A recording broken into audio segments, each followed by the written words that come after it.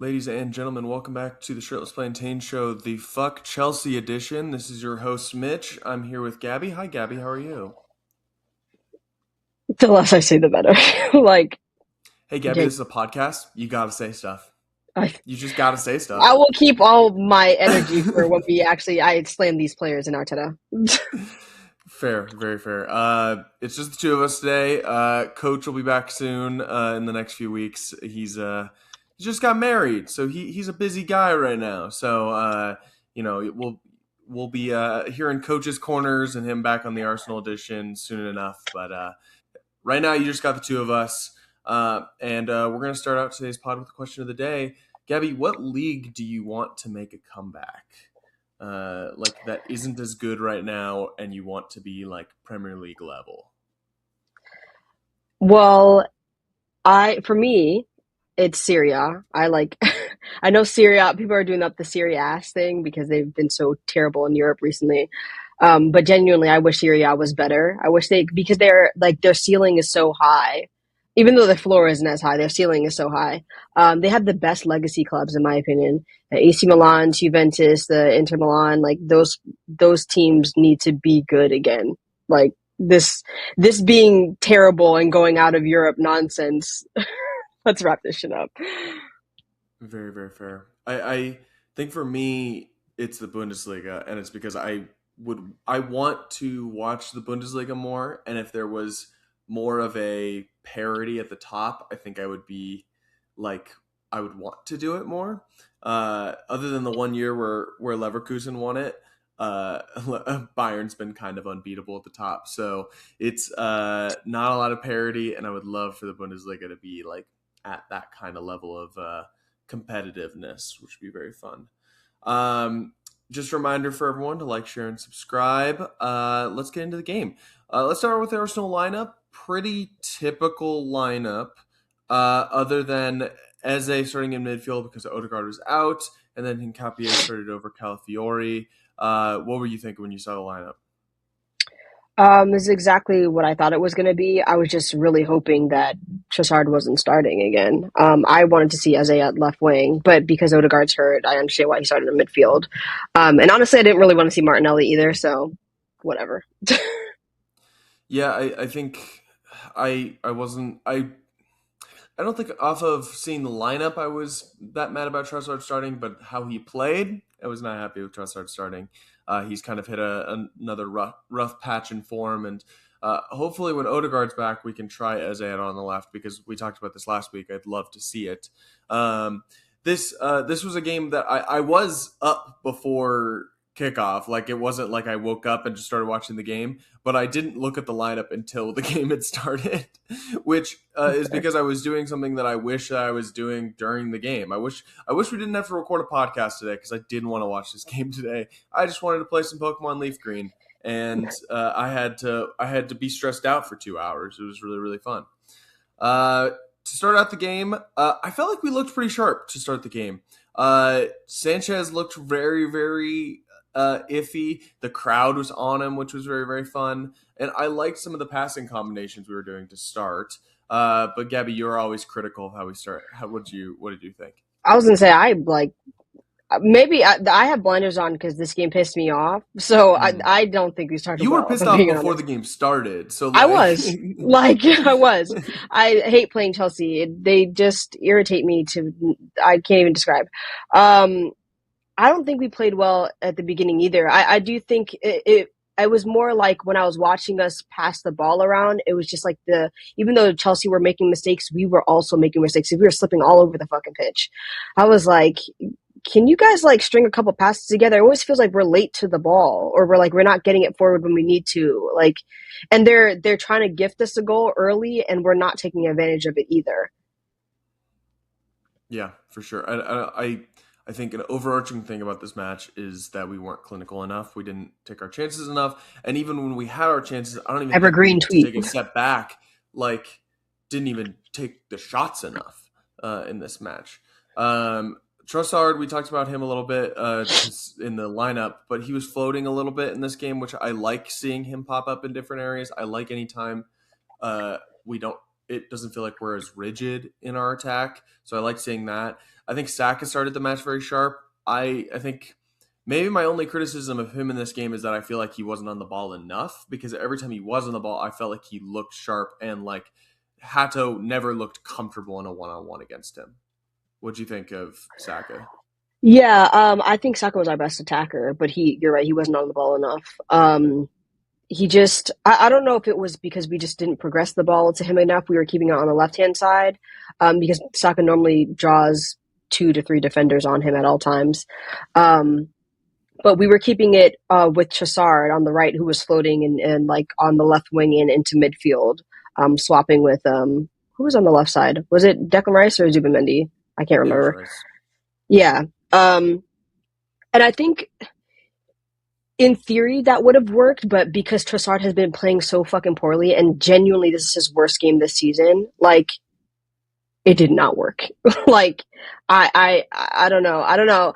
He just looked so bad. His passes were either overhit or underhit. He kept on trying to do hinky jinky on the ball and consistently giving it away, like getting caught on it. Um I don't know. He was just bad today. Just horrendous. Yeah, 100%. The coach has a note in the write up that says, "Every time I see Chelsea play, there's a player playing for them I've never seen before." And that feels so Every evergreen, time. where I'm like, I have no fucking idea who half these guys are. And yet, they're all scumbags. No matter who they sign, they're absolutely a fucking scumbag. I fucking hate this team. Like, Yeah. all of them are fucking despicable. The leader of the pack in my head is absolutely Enzo Fernandez. I fucking hate that guy. But like, this is Every a team of non-racist person would. scumbags. Yep, that's fair. That is fair. Even beyond the fact that he's racist, he's a scumbag. You know, like that's how far it is. Like, Yeah, he's you could proper take that Chelsea. away, and he's still a fucking scumbag. Um, we we pressed well to start this game. Like we talked about, Sanchez made some errors to start. I think we turned the ball over in high areas, but then we were sloppy. Like we were hitting passes in the final third, and it was very very frustrating to not get great chances out of it. Where Chelsea's trying to gift us a chance and we're not even taking it. It felt like I forgot the season that we did this the most. I think it was like 2 seasons ago where we were pressing really high and consistently getting high turnovers and then not getting shots away. Like our high turnovers to shots ratio was really low. And I was like, I think there was like one moment, like I think it's like the first 15 minutes where Sanchez dwells on the ball, Gyökeres gets the ball, and it gets stuck underneath his feet, and it gets to another player, but they clear it, and I'm just like, you just have to punish teams in moments like that, and they're consistently doing it. Sanchez did it more than 3 times in this game. You just have to put the ball away. At least put it on target. You know what I mean? If they clear it off the line, then fair enough. But like, get the shot away at bare minimum. They cannot keep getting away with this shit. Yeah, absolutely. However, we did score first. Saliba finally gets a goal, his first since 2024. We talked about him last week, of someone who should be better in scoring goals on our corners. Of course, it's from an Arsenal corner. It's technically an assist by Gabriel, which means he's now, with 25 goals and assists, the most goals and assists by any Arsenal center back in club history, which is very, It's very absurd. cool. But we go up 1-0. How other way? Set piece FC again. Ole ole. Gabby, how Of are you course. feeling at 1-0? I'm anyone who's listening to this pod to like feel better, I'm sorry. I'm sorry. I'm not the girl for this. I'm not the girl for this. I didn't even celebrate that goal because they pissed me off so bad in that first half. I was like, finally, just don't concede. Like, just don't concede within the first 5 minutes after we score. That's it. Because it feels like the only way we can score right now is corners.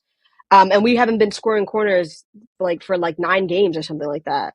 Yeah. We were scoring open play, but it was really struggling in the league to like actually create good chances. And I was like, I said the other day before this game, Saliba's probably one of the only people in the squad who hadn't scored. I think everybody else had scored or assisted a goal this year. Maybe Miles Lewis Skelly is one of them, but I think he's assisted a goal this year too. Mm-hmm. Um, And I was like, it would be nice if he scored a goal because we kind of need him to score. We need our defenders to stand up because our attackers are not standing up.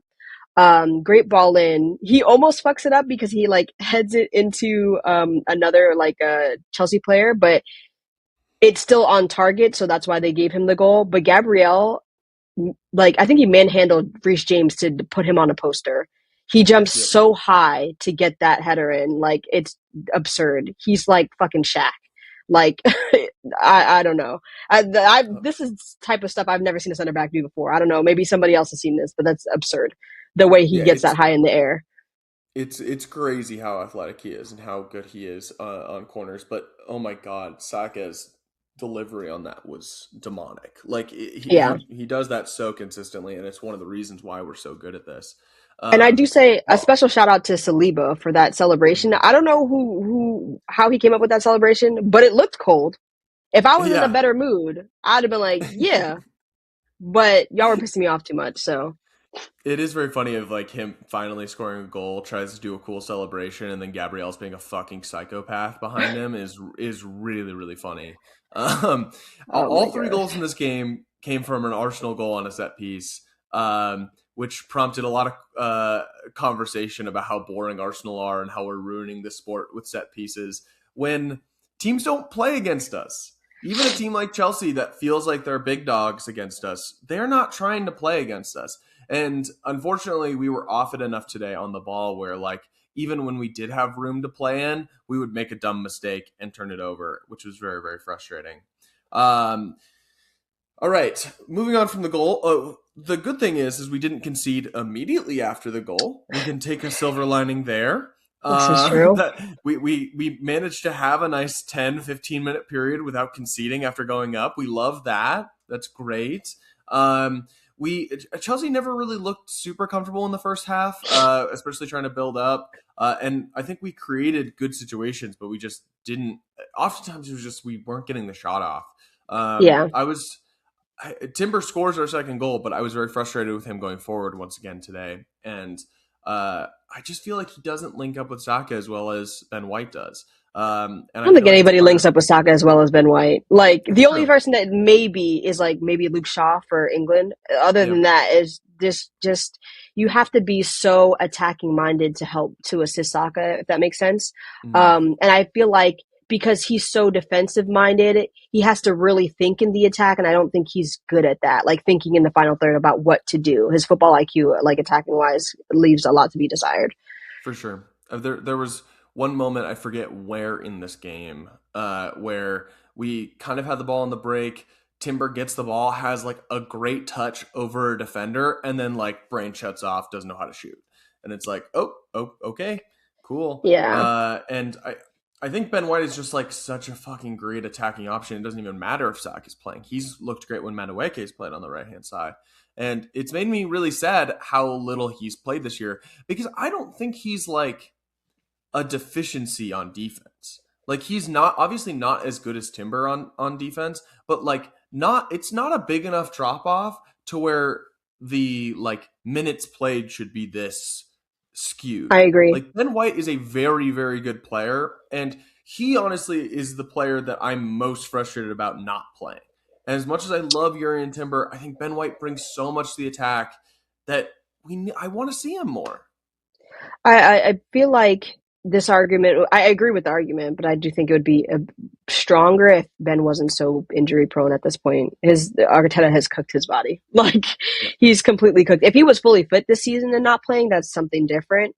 But because he's still trying to catch his fitness, and I feel like every time he's out there, I'm scared that he's going to do his knee in again because I feel like it's always wrapped.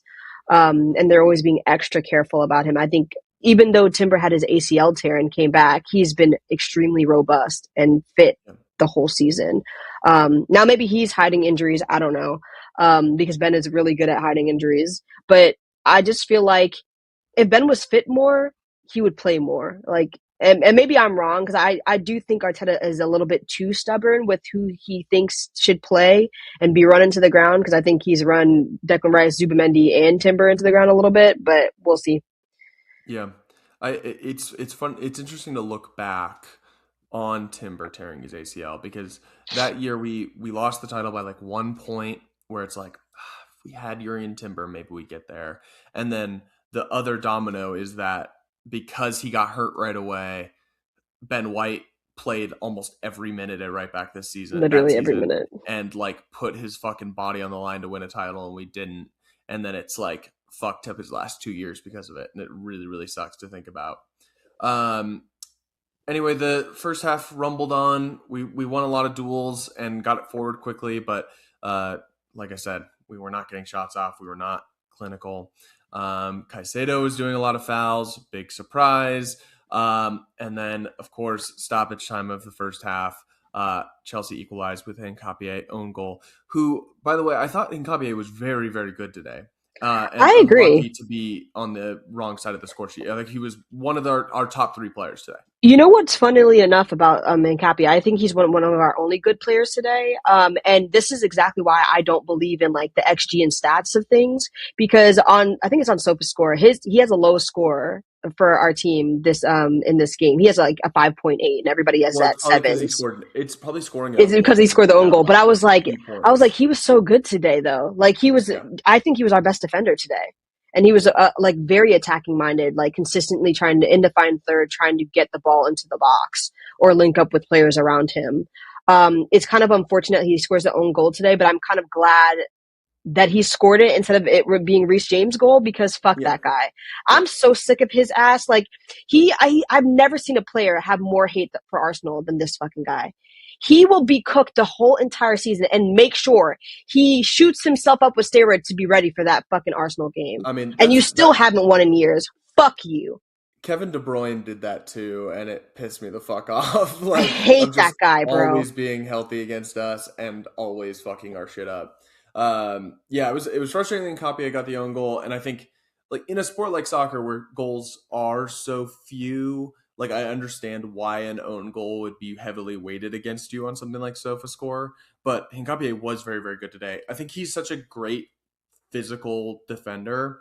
And against a team like Chelsea that want to play super physically, I think he did a great job, like really bringing like physically in this game, to where Caicedo could have gotten 2 yellow cards in the first half just from like Hincapié rattling him a little bit with being physical. What's new? There's, yeah, very normal Caicedo stuff, very normal Chelsea stuff, who in this game tied the record for most red cards in a Premier League season. And I think there's a really good chance they beat it this year. I think there's a really fucking Listen, good chance. I know that the pundits are going to do the bullshit. Even though we won this game, they're going to do up like Chelsea was really good in this game. They took it to like Arsenal. I'm like, are you going to talk about how undisciplined they've been this season? Another red card in another game in the Premier League, like what? And not to mention, there's like I think you guys had like 3 or 4 yellows. Hata was on a yellow. Fernandez was on a yellow. There's somebody else who was also on it. Cole Palmer was on a yellow. I was like, what the fuck is going on? Like, It's I fucking hate playing these guys. Like someone's gonna get seriously injured playing Chelsea this season and probably get away with it too. Because they're a dirty, dirty fucking team.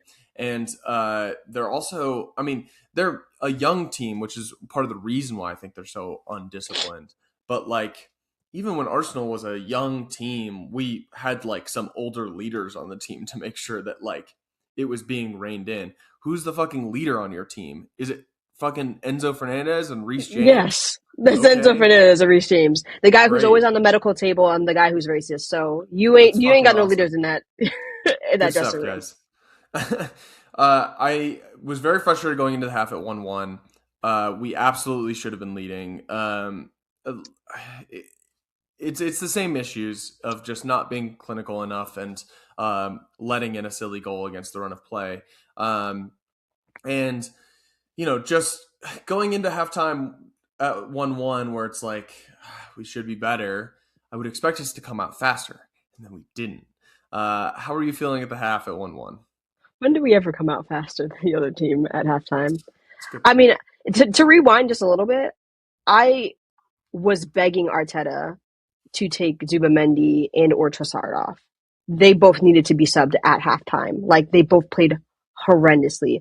Zubamendi was like I don't want to say lost in the midfield. He was more non-existent. he almost gave away a goal because he did the same thing he did against Man United, where he Yep. passes back to Raya. No reason. You could pass forward in that moment, but chooses not to, and almost gives a goal to, I think it was Jao Pedro who was up there. And then when he was actually in the midfield and we had to progress the ball, it was nowhere to be found to progress the ball. I was like, what's the point? Like, what are we doing? I don't understand. He was irritating me to high heaven, and I this is probably the most frustrated I've ever been with Zubimendi. Like even in the United game, I wasn't this frustrated with him because Yeah. that was just like a one off mistake. But this game was bad. This is probably one of his worst games, if not his worst, and that's like turned up to 1,000 for me because it's against my most hated rival. Yeah. I think it Um, was probably the most uncharacteristically sloppy game from both him and Rice today. I Correct. thought one of the biggest issues for us was that we weren't able to like really control the midfield that we are usually, especially towards the end of the game when that's when we were really fucking pissed off. We weren't winning second balls, and granted, Rice was off at that point, but it was still like that's something we're really good at. We're good at winning those second balls, and we weren't doing that today. And it allowed Chelsea to grow into the game, especially in the second half, where I thought they looked a lot better, especially at the beginning of the half. We did make a sub in the 54th minute. Martinelli came on for Trossard, which I guess for you is your own personal hell because it's takes Trossard off, but then you get to Oh watch my god. Martinelli, who I liked when I saw Martinelli was great today. I thought He was definitely better than Trossard, I'll tell you that. 100%. In this conversation about Martinelli, this is where I want to kind of talk about some of the reffing in this game. I thought Darren England was fucking horrible. Not even like there was like little shit that wasn't great, but there was 3 times in this match that he could have let advantage go because we were about to spring a break. Twice off of a David Raya throw, and then the third time off of Martinelli run. The third one was obviously the Pedro Neto red card. So I understand him wanting to go back and give that second yellow right then and there at for that, but you can still play advantage and go back to that. You don't have to stop play there. You could And it have was put very, advantage very every frustrating. time. Every Yeah. time. And It's and it's just no, sorry, go ahead. it's just frustrating that we're getting like we get criticized for not creating in open play, and then our chances where there's like actually space in open play, we're either giving the ball away or advantage isn't being played, and the game's being slowed down when we want to try to play it fast. Like we want the opportunity when there's more space, and that keeps getting taken from us is very, very frustrating. It, this game, God, this fucking referee, man, what an asshole. He just like he did not understand the tempo of the game. I guess I don't know. I felt like I don't mind the you blowing a whistle for everything as a foul like sometimes because in games like this sometimes you need to like actually keep the whistle in your mouth. Just you can't them get away with too much because then it escalates to worse fouls. Mm-hmm. But for the transitions, it was just ridiculous. Like like you said, the last one with that resulted in the red card for Pedro Neto. I kind of understand that because you wanted to give the red, but genuinely, Martinelli is sprinting into the box. It was a 3v2 or a 4v2. Martinelli was on the left hand side on the byline, running into the box with no defender on him. There was literally 2 or 3 other attackers who were also sprinting into the box. Why are we stopping there? Like for what? You can give him the red card after we score. Yep. What the fuck was that? Stop pissing me off. And the fact that he did it, that was like I think the last time he did it. The first 2 times were also aggravating. I'm like Mm-hmm. we're on on the go, like we're in front of the defense. All the Chelsea players are in our box on a like from the corner defense and or like trying to score. That right throws the ball out, and Cole Palmer behind the ball holds on to Saka, but we have 2 players ahead of him running at the Chelsea box. Why are we stopping to give the foul? Yeah. Like, what the fuck is that? I English referees, you continuously show me that you will never ever be good, and this is why you are never ever called to the World Cup. At the highest level, you cannot referee. You continuously underperform. You're bad. This is why every time I know I'm kind of going on a rant, but this is why every time people talk about VAR and like what it can and can't do, I'm like, VAR is a tool. if you give the tool to someone who is a moron, they're not going to know how to utilize that tool. Like, what are we talking about? Yeah, 100%. Uh, yeah, we skipped ahead a little bit by time with some of the ref stuff, but it was very very frustrating today. We just kind of looked rattled to start the second half. It was very weird. As a I thought had a really solid first half. Like I thought he was getting involved in the attacks a lot more, and then in the second half, I was not a fan of his performance. Uh, what did you make of him today? Um, I don't know. I actually like that whole second half. I felt like I was seeing red, so I wasn't. I didn't have my like analysis cap on. I wasn't really paying attention. Like Fair. I was so frustrated in that game. Like I wasn't even trying to figure out who was playing well and who wasn't. I just felt like everybody was playing like shit. The only person who I felt like was playing well was, unfortunately, David Raya had to come up with a bunch of saves, which we haven't gotten to. But like other than that, and Capie, everybody else was playing badly in my eyes. And Yep. maybe that's unfair, because I did say earlier Saka was our best attacker, but that is a very low bar. Like that is a very low bar because Jokeris didn't play well today, in my opinion.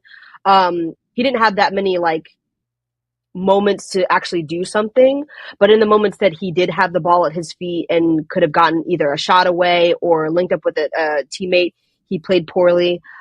I thought Saka has just he's lost that like burst of pace that he has, which he showed it like maybe in moments past Hato, but like it just feels like when he was trying to dribble, he kept on doing the thing where he cuts inside and then tries to do something, but he was either getting fouled consistently or he wasn't getting the pass. Or there's a moment where he tries to get the shot away and it like rebounds. But I was like, you had somebody in the box to pass to, but you chose to take a shot. And even though it results in a goalkeeper save, I just feel like the higher opportunity to score was passing to your teammate there. I don't know. Yeah, Everybody played for like sure. shit. Uh, we did get a second goal. Because of course we did on a corner. Ole ole. Urian Timber gets the second. Chelsea were really wanting a foul called. I don't know where they were asking for a foul to be called. But Arsenal go up 2-1 from a corner. To the dismay of everyone. It was really funny seeing the post of like they're ruining the sport doing this. It's like we found a way. We've found a way. Teams are not playing against. I fucking hate watching the Premier League. It sucks. It's It suffering. sucks. I can't wait till for our Champions League matches because those are so much more fun.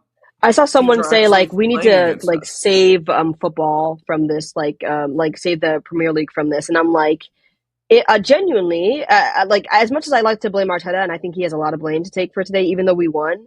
I just feel like if it wasn't for Pep, like we wouldn't be playing low blocks every game and have to do margins nonsense where we're the best corner kings ever. Like sometimes just open up and play. Like you're gonna get slapped.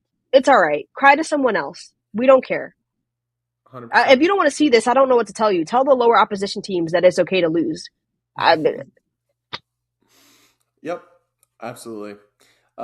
Shortly after, we got the aforementioned red card from Pedro Neto, which I just want to put a note here. It takes Neto a good 3 or 4 minutes to leave the pitch, I feel like.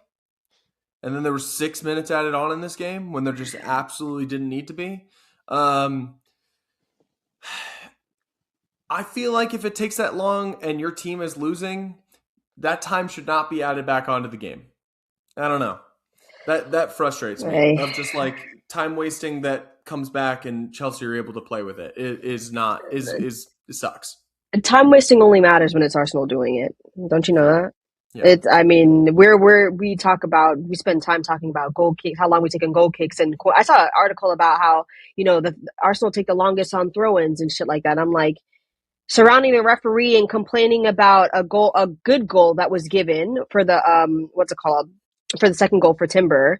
The Mm-hmm. time taken for that was added on. The yellow card for the second yellow red card for Neto is complaining about that, and I'm like, what are you complaining for? You talked yourself into the first yellow card, and then you rightfully got a second yellow for fouling somebody on a transition. What are we That could have been a arguing straight about? red. Like Like, what are we arguing about? I'm yeah. I'm just like, shut the fuck up and tell somebody to get him off the pitch. Like, Yep. let's wrap this shit up. It's just Yep. too much fucking complaining is going on. Absolutely. We made another few subs shortly after. Honestly, fun sub. Havertz and Norgard on for Rice and Jokeres. Neither of them did all that much. I feel like, I mean, Norgard wasn't bad, but I also just like Rice looked gassed. Like there was a moment where like he beat someone in a sprint and then like kicked it out for a corner, and I'm like, what the fuck are you doing, man? Yeah. And then shortly after got taken off, and he looked like he was just like tired. Unfortunately, him coming off for Norgard frustrated me because I wanted Zubamendi to be the one who comes off. Um, but I kind of understand why he came off because he looked absolutely shattered. Like he Mm-hmm. looked shattered. I've never seen him look so tired. Like genuinely, I was like, okay, maybe he made the right decision, but Dubamendi's pissing me off, and I just don't think Dubamendi and Norgard are a good pairing. I think right now in the clutch period, we are really missing Marino, which is Yeah, so yeah. dark to say. We're I really was missing Marino. kind of like just reminded about him when they like put a little chyron about like, oh, Arsenal had an equalizer in the last game against Chelsea from Marino, and I was like, oh, I would love Marino to be coming on right now. Yeah, It'd be so we're really nice. missing him badly, which is really unfortunate. Because that midfield kind of feels light now. Yeah, Because we're like I said, we're playing Declan Rice and Zubamendi in every single game now. Because we're on the business end of the season. He for some reason does not trust Norgard ever to play. And Moreno's gone, and Odegaard is hurt. So it's just like, well, yep, we kind of are just working with what we got at this point. So I don't think Norgard was great, but I don't think he was bad either. I think he was just blah. But Kai absolutely. was good when he came on, in my opinion. I think he Yeah, was yeah, good. His technicality, we really needed. Like, just hold on to the ball, bro.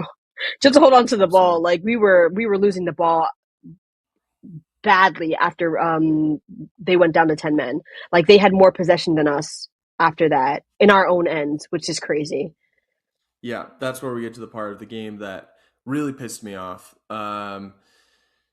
Just like the reverse fixture, Chelsea went down to 10 and it didn't feel like it.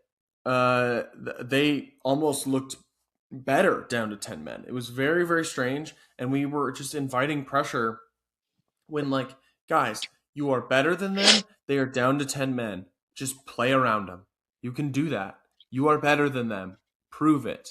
And it was frustrating to see us not do that and invite pressure. Chelsea even puts the ball in the net. It was offsides, thankfully, but like we were saved by a great performance from David Raya. We were just kind of got lucky at the end because we were so fucking off it to where it looked like we were playing with 10 men, not Chelsea. And it was so infuriating. Unfortunately, we have developed this extremely bad habit of sitting off when we have a lead, and we try to just hold on to it, especially when it's a 1-0 or a 2-1 lead, like a 1 goal lead. We just sit off and sit off and sit off and sit off until the other team consistently like holds on to the momentum and grabs control of the game, and then we're pushing ourselves so deep into our own box that we are consistently conceding in the final 10 minutes of a game at this point, which we did in this game. But like you said, it was offside, thankfully. And I was just like, I just knew that was going to happen. Thankfully, it was offside, but like, why do you guys do this? Why do you guys not go out and put the game to bed? Like, get a dagger, put your foot on the ball. I can't understand. And I do blame Arteta for this because I think it's something that he's taught them. Like the don't give. I'd rather we draw than like anything else. Like the than going out to get another goal and like actually go out to win it. Even though we are winning now, like I don't know why that we have adopted this mentality nonsense. It's extremely frustrating to watch, and it's very predictable in the last few games how we have been conceding. I'm like, just stop. We're conceding as soon as we score, like right after we score, and deep into the game, like in the last 10 minutes, consistently. They really need to stamp that out in the business end of the season. Like these are games that we have like you have to get 3 points every time now. Like Yeah. City is on our ass. Do you guys want to win the league or not? I don't know what is going on, but somebody has to like there has to be men that talk like grown ups now. Like we need grown ups on the pitch. no more emotions. I was really frustrated at the end of that game, like extremely frustrated at the end of the game, which I think a lot of Arsenal fans were. And there's I can't remember who it was, but there's a moment where I'm like, we're falling back so deep, and I'm like, if you guys, if Arteta just takes a moment and says, let's change the system for a second and go man to man instead of trying to cut out the passing lanes, go man to man. You will always have an extra man. You are up a man at home. Like, just go man to man and pressure them high. They have consistently turned the ball over in their own half, and you are letting them play out of the box. And every time we want to get the ball forward, you are kicking it long. Why? Like, why are you doing that? I don't know. This team is I, frustrating. I understand there's probably a little bit of tired legs on our end too, and why we weren't pressing high at the end. But like that frustrated me too. I think we very easily could have just taken it to them and pressed them high and won this game. Have a couple stats here from friend of the show, James Benge. Passes completed between Pedro Neto's red card and final whistle. Arsenal 55, Chelsea 114, and then from the 85th minute on until the final whistle was Arsenal 7, Chelsea 53. That is unacceptable. Abysmal. Abysmal. Unacceptable behavior to be up a man and doing that is so bad. 3 points is 3 points, but we got to look better doing it to really kind of get us over the finish line. Um, let's look at the positives here. We got 3 points. Hopefully, we do not have to play Chelsea again this season. Those absolute fucking I'm scumbags. so glad they're on the other side of the bracket for the Champions League. Genuinely. Also, guys, it's a holiday today. Gabby, happy St. Well, it is. Tottenham's Day. It is. It's a joyous holiday. It's come March 1st this year. How lovely. Arsenal are still top of the league. We got Brighton next week. Let's get another 3 points. Gabby, you know, just tell the people. Peace. And fuck Chelsea. Fuck Chelsea.